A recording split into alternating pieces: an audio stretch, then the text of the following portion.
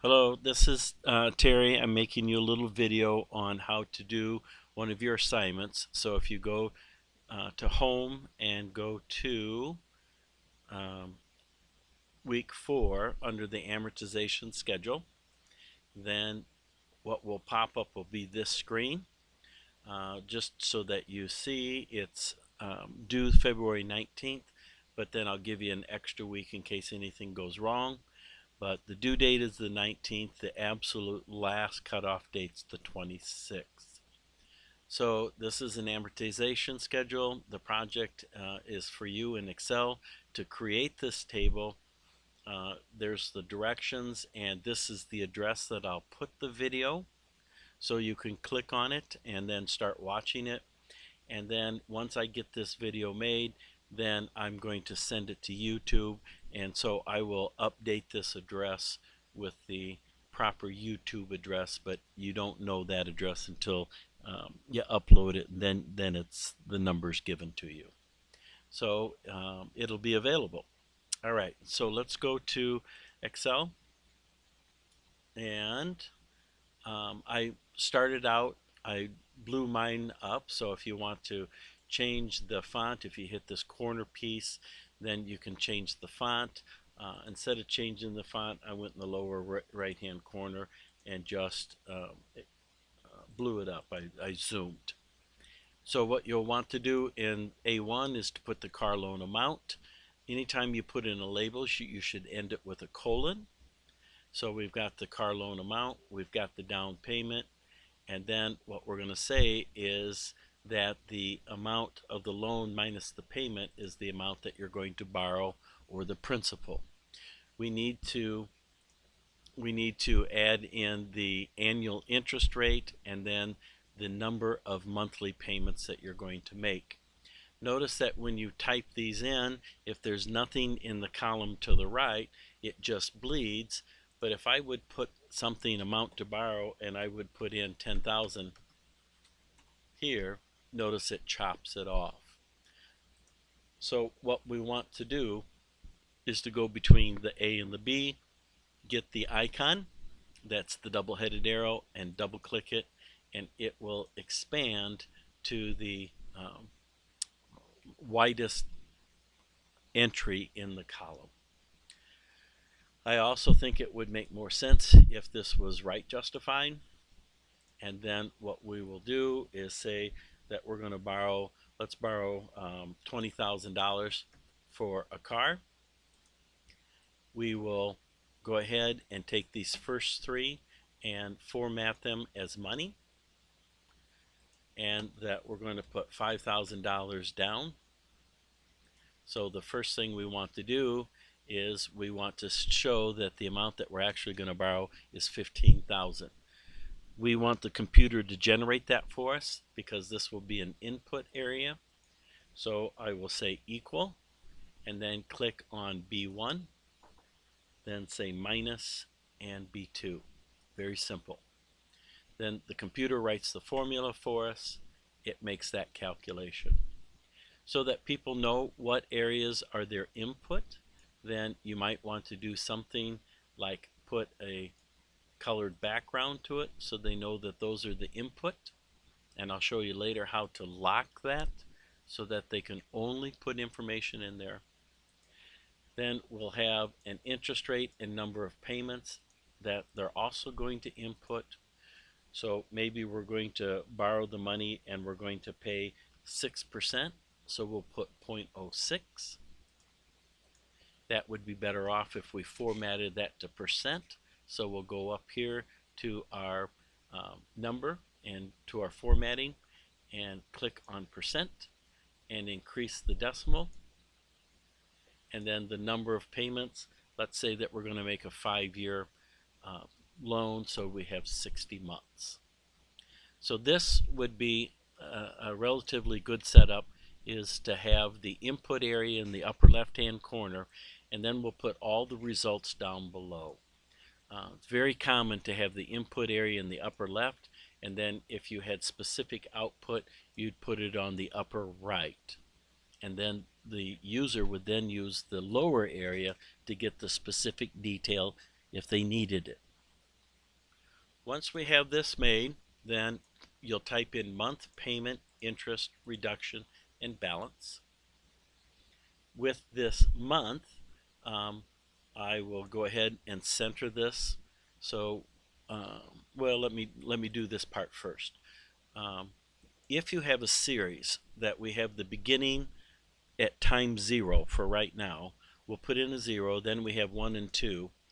Then we can highlight those 2 or 3 items, a minimum of 2, but then we can use what's called the fill handle, which is the lower right hand corner. It changes from a white X to a black one. Then we can slide down, and then you can see that we can bring this down to 60 months. So we'll set this up that we're good for a 60-month car payment. Now what we need to do is figure out what the payment's going to be.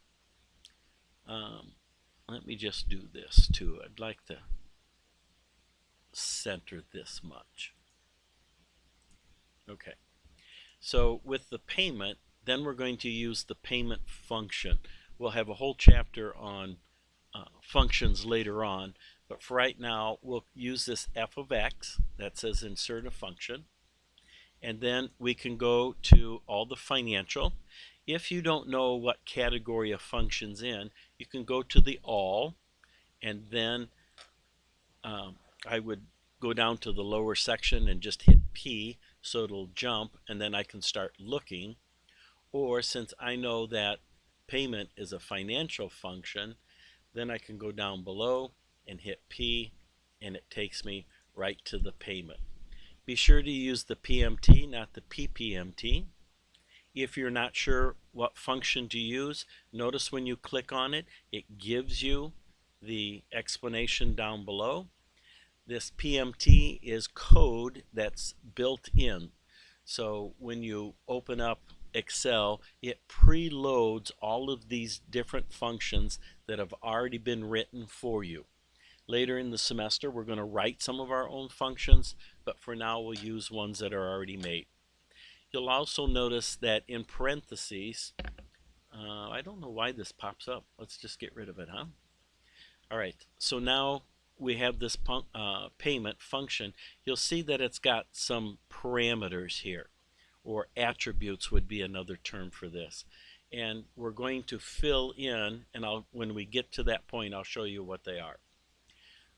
So we click OK, and now this input box comes in. It says, okay, what's the rate? And notice up here at the rate, it says what's the interest rate per period for the loan. For example, 6% over 4 periods, or for quarterly payments, is going to be 6% divided by 4, because the interest rate is always in an annual rate. So we'll choose on the 6%, but then we have to change the formula because we're going to make monthly payments. We need to divide that by 12. Then the number of periods is going to be 60. So notice that as I'm going through this input box, I'm clicking on the cells so that the computer will type in the right number, the right cell address for us. And then the present value is the amount that we're going to borrow, which will be the $15,000. We need $20,000 for the car, but we're going to make a $5,000 payment. Now, this also is preset that it gives a negative number, so I'll show you how to fix that. But for right now, we'll click OK, and it'll tell you that the monthly payments will be $289.99.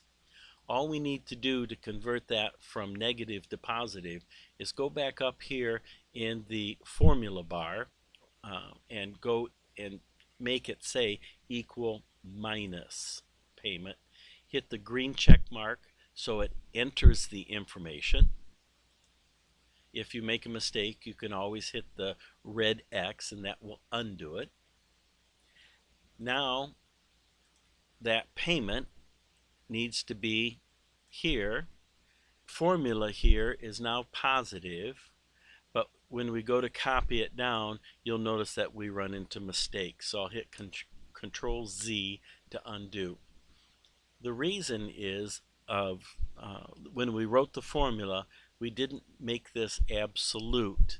So if I widen this and then click on that cell and up in the box, you'll notice that these are color coded.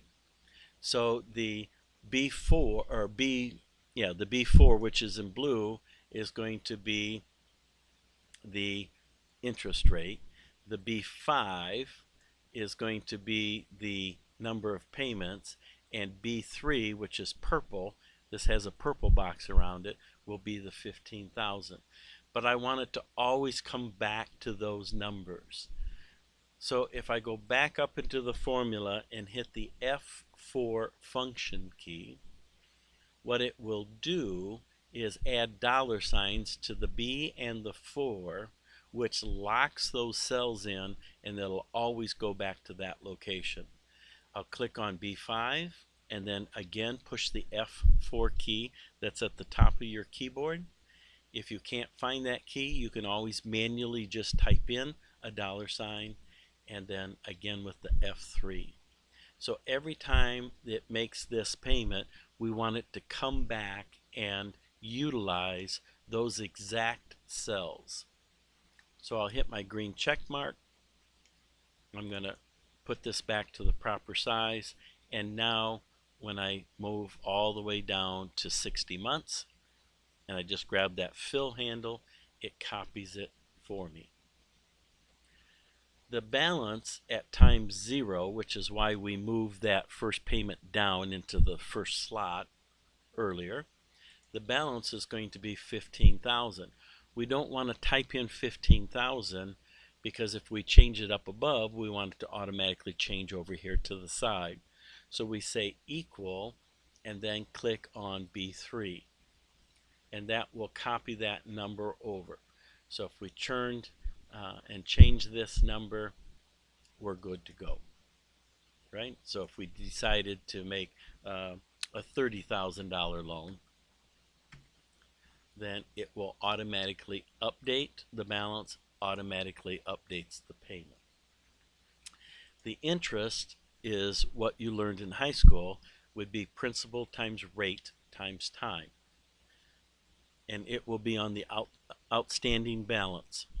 So we're going to say equal so that the computer understands that we're writing a formula, and we'll say equal and then we'll click on the balance and say that's the principal, hit the star key for multiplication, then we'll click on the rate, but remember that for the rate we want that to be absolute, so we hit the F4 key and we'll divide that by 12,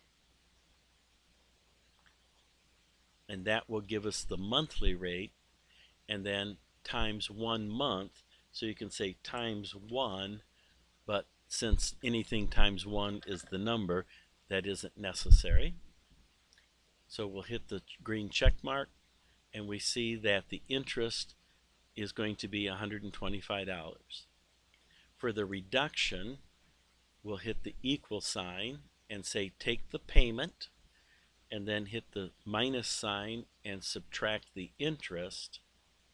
Then when we hit enter, it shows us that of that $483.32 payment, $125 goes to interest, $358.32 goes to the reduction of the loan, reduction of the principal.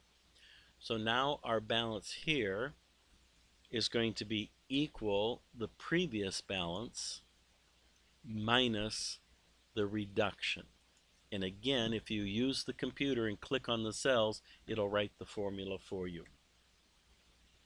At this point, we should be able to copy these over, and let's see if I've remembered everything. If not, we'll just go fix it. And it works out perfectly that we have a perfect zero balance at the end of 60 months.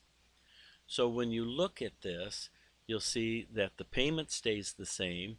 The interest goes down because you're slowly but surely paying the money off, paying the loan off, the reduction of the principal gets higher because from this payment, if you're paying less interest as you go down, then more of that payment goes to paying off your loan, which is why you can go borrow money. I always tell my students, you get graduated and go have a great job, and then you go buy a brand new car and you have it for 12 months or a year and a half, and you think, oh, this payment's killing me, I'm just going to sell my car. It doesn't work that way because the fair market value has depreciated faster than what you've been paying it off. So typically in a 5-year loan, it won't be until around the 4th year that what you owe on the car is what the car is worth. So the term that banks will use is that your loan is upside down, that you owe more on the loan than the value of your collateral. That's just the way car loans work. What you should be able to do if you've done this all properly is that you should be able to go in and change any of these variables that are in green and say you're going to put $2,000 down. You can change this to a 48-month loan. And if you've done this correctly, all these numbers should change, and in the 48th month, it shows that it's paid off. For those of you that are experts at this, then use an if statement and set this up that if the loan goes negative, then just don't have these numbers appear. So ultimately, what it would look like would be like that. It's not going to be required for this assignment. I would just like those of you that are already good at Excel, that if you want to do something a little more challenging, make it look a little more professional. All right, hope this helps. Thanks.